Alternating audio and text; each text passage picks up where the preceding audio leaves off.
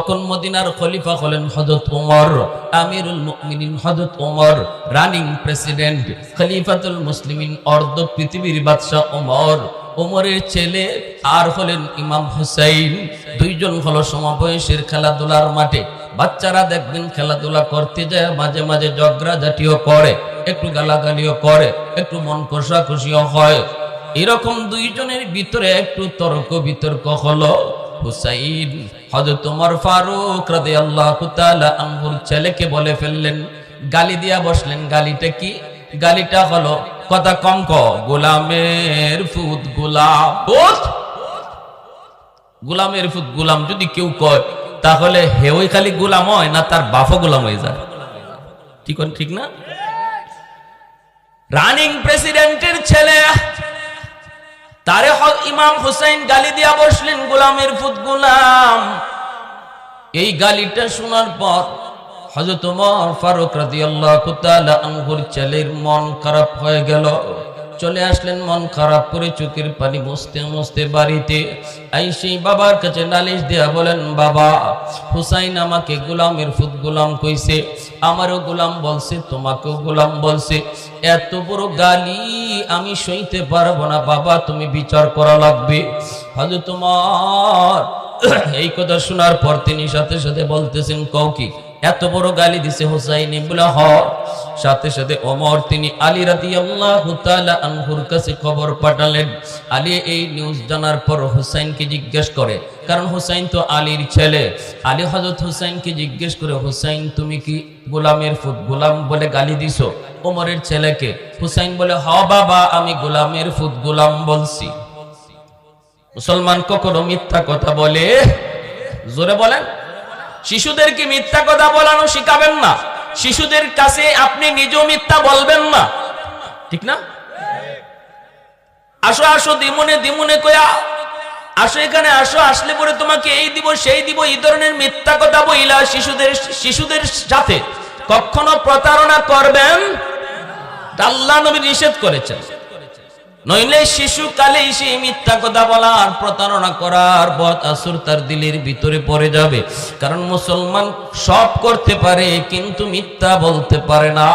এজন্যই তো নবীর সাহাবী বলেছিলেন, ইয়া রাসূলুল্লাহ, মুসলমান জিনা করতে পারেনি, নবী কই হয়ে যাইতে পারে, শয়তানের ধোঁকায় পড়ে করে ফেলতে পারে। নবী গো মুসলমান খুন খারাপি করতে পারেনি, হয়ে যেতে পারে, হয়ে যেতে পারে। মুসলমান সুদ খাইতে পারেনি, আল্লাহর নবী কয় পারে।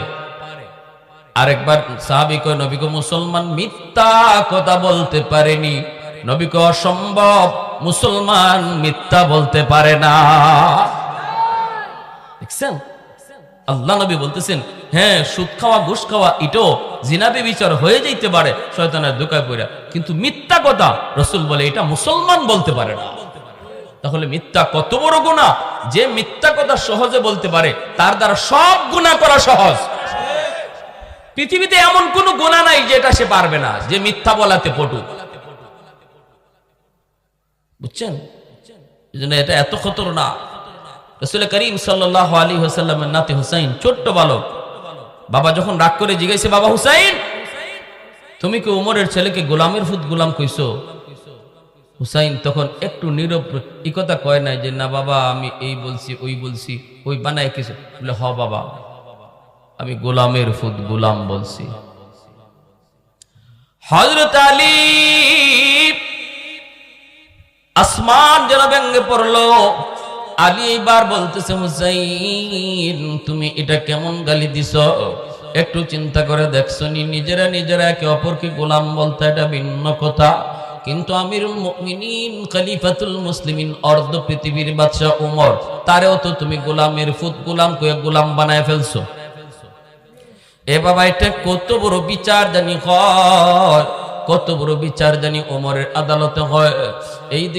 এইদিকে সাহাবায়ে কেরাম তারা হোসেনকে বারবার এসে বলতেছে আর বুঝাইতেছে, হুসাইন একটা বারের জন্য কথাটা একটু ঘুরায় তুমি বলবা, আগামীকাল বিচার ডাকছে ওমর তার আদালতে, মদিনার সমস্ত সাহাবায়ে কেরামদেরকে ওমর ডাকছেন, সবাইকে হাজির থাকতে বলছেন। সবার কানে কানে পৌঁছে গেল হুসাইনের বিরুদ্ধে বিচার, নবীর কলিজার টুকরা নাতি হুসাইনের বিরুদ্ধে বিচার, যে হুসাইনকে আল্লাহর নবী নিজে ঘোড়া হইয়া তাকে পিঠে চড়াইছেন। আল্লাহু আকবার। যেই হুসাইনের মুখে, যেই হুসাইনের টুটে আর গালে আমার নবী পাক নবীর দয়ার নবীর চুমু লেগে আছে, সেই হুসাইনের বিচার হবে আজকে ওমরের আদালতে। সাহাবীরা হুসাইনকে বারবার শুধু বলতেছে, হুসাইন একবার শুধু বলবি। আমার মনে নাই আমি কি কইছি, কিন্তু হুসাইনকে অসম্ভব